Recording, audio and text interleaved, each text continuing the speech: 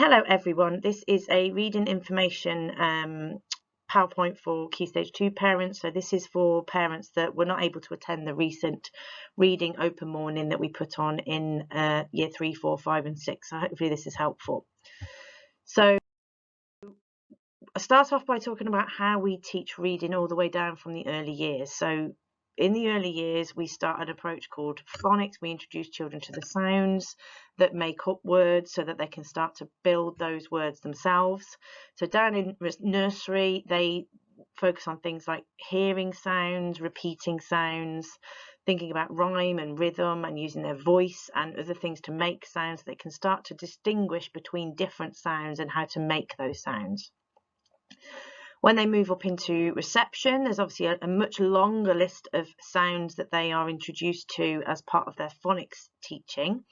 So there's phases there that we work through, and you will see from there that there are different letters that are introduced and the sounds that they make, and then that builds into what are called digraphs. So combinations of letters like ch and sh that make up a single sound. So you've got two letters making a sound, and then trigraphs, which are three letters that make a single sound. So like IGH to make the I sound, as in night.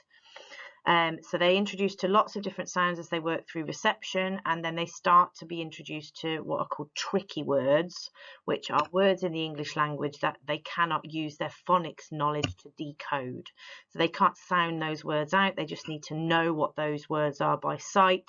And quite a lot of those words are very common words like have, out, like, said, he, she. So they have to be introduced to those words as well, because they don't follow the phonics code that they learn through that phonics sound teaching. So there's a lot of content in the early years aimed at getting the children to decode simple words, decode longer words as it goes through, so that they can start to read words on a page. When they move into year 1, they carry on with the phonics teaching, the whole class phonics teaching, and they're introduced to further sounds.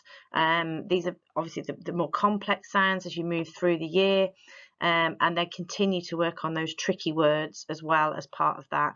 Again, those are words that they can't sound out, they just need to know those words, and lots more of those are introduced in year 1 because they will be seeing those words in the books that they're reading. By the end of year 1, they have to take a phonics screening test. That is a national test that all children in year 1 have to take at the end of the year. This is just an example of some of the words that came up in the latest phonics screening test. So as you can see, they're just single words in boxes that the children are expected to read. They have to read those independently, so they can sound those words out to read them. So, you know, for vanish, they could sound that out as v, a, n, I, sh. As long as they then say vanish at the once they've blended that together, they will get the mark for that. As you can see from the list on the left hand side of the page, you've got some little aliens next to those words. That's to represent the fact that those words are what are called alien words. So words that they're not real words, they don't exist in the English language, but the children are still asked to say those words by reading the sounds and blending them together to make a word. Some children find that tricky and there's some discussion about whether we should be introducing or asking children to read words that are not actual real words, because what's the point? They're never going to see those words again. But obviously the test is to test their phonics knowledge and their ability to sound words out and put those sounds together to make a correct word. So they do that at the end of year 1. By the time they move into year 2, they're also looking at not specifically just phonics teaching, but they do more work around spelling, so making sure that they're using the correct spelling of a sound in a word, because there are some letter patterns and combinations of letters that make the same they're the same letters, but they make a different sound. So they concentrate on that, and they start to work on things like prefixes and suffixes to make longer words and spelling those correctly. All the way through, right down from reception, we also work through the reading book bands, which are closely linked to the phonics scheme that we use, and then that moves up into Key Stage 2. So as you can see, there are sort of expected levels or bands that the children roughly would be expected to be working within at different year groups. So by the end of year 2, the expected range there would be for children to be reading between the turquoise band and the white band, which is obviously quite a big range. Children reading within that range would be classed as being sort of at the expected standard for reading. Towards the end of that, you'd expect hopefully by the end of year 2. But obviously children are different. Some children have special educational needs. Some children find it a lot easier to read, so that they are a bit above that or below that, depending on the needs of the child. So it's based on the need of the child rather than why they should be. And the bands fit with the phonics that we teach. So they work through the bands as they work through the phonics as well. So from year 2 onwards, we introduce whole class teaching of reading. So up until that point, it was the whole class teaching of specifically phonics, so the sounds that make the words up. But then from year 2 onwards, the shift moves to whole class reading lessons. So that's where there's more of a focus on reading skills. So skills like retrieval, so retrieving information from a text, interpretation, so inferring or deducing or predicting things that are happening in a story, choice, viewpoint, perform and respond. They're all reading skills that build on that decoding. So we still have to think about decoding. Children still need to be able to decode the words that are on the page, but we try and introduce other strategies to do that, because not all words can be sounded out using their phonics knowledge. So whole class reading is introduced to focus on these skills, building on the phonics that they've already been taught. So the reading lesson structure looks like this. So there are 5 parts to a whole class reading lesson. They start, this is just an example of some of the books that they use across Key Stage 2. So they do tend to focus on one book each half term. And they're quite often chapter books, like Matilda there, Journey to Joburg. They're books that are longer, that would take them a series of weeks to get through. So the lesson structure is a 5-part structure. They always start the lesson with a reading fluency check, and then there's a RIC starter, a decoding strategy focus. Pupils are given the opportunity to read parts of the text, and then they have to respond to the text by answering questions. So I'm going to go through each of those parts in a little bit more detail now. So the fluency check, which is the first part of the lesson, is about encouraging the children to read with expression, to be fluent in their reading, so that they can read and so they're not focusing on having to spend a lot of time sounding things out and blending them back together. They can read the words fluently, and then they understand the text better. So over the course of 3 sessions, they're given a piece of text. I think there's an example where they read that first as a whole class. The class teacher reads it out. And they discuss the unfamiliar words and all that sort of thing. And then as the sessions go on, the children are encouraged to read that a little bit more independently. So they might read it in pairs, and then they sort of time themselves as how far they can get through that in a minute. And by the 3rd session, you would hope that the majority of children would be able to read that piece of text fluently within that 1 minute and complete that fluency check. So that's the first part of the lesson, which focuses on the ability to read fluently. The second part of the lesson is called the RIC, which basically stands for retrieve, interpret, choice. So they're the 3 reading skills that we focus on every lesson in that RIC part of the session. So for example, here is an example of what a RIC might look like. So there's a photograph prompt for that, which is obviously you can see a tin of Heinz baked beans, an advert for a tin of beans. So a retrieval question they might be asked would be, how many varieties of Heinz beans are there? So they should be able to retrieve that information directly from that piece of text, or from, in this case, from this advert. So they can see that there's 57 varieties there. So that would be the answer. An interpret question in this case would be, what might persuade parents to feed this food to their children? Well, hopefully they would be able to spot that right in the middle there, it says 1 of your 5 a day, which is obviously going to appeal to parents because it's going to make those beans to seem healthy.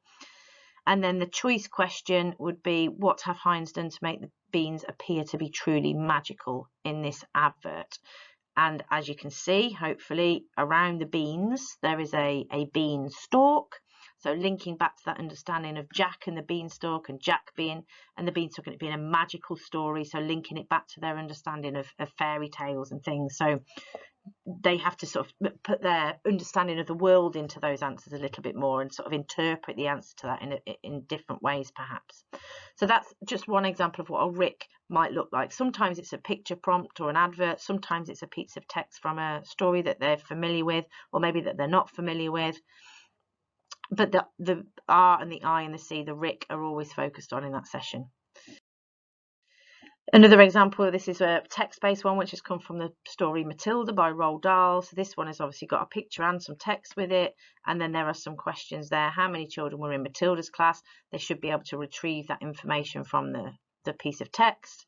Why was Matilda in the bottom class? Again, they need to interpret that information from what that text says.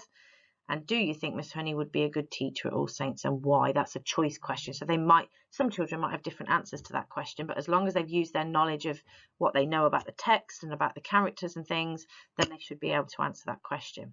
So that's just another example of the RIC. So it just gets the children started on those reading skills right at the start of the lesson once they've done that fluency check.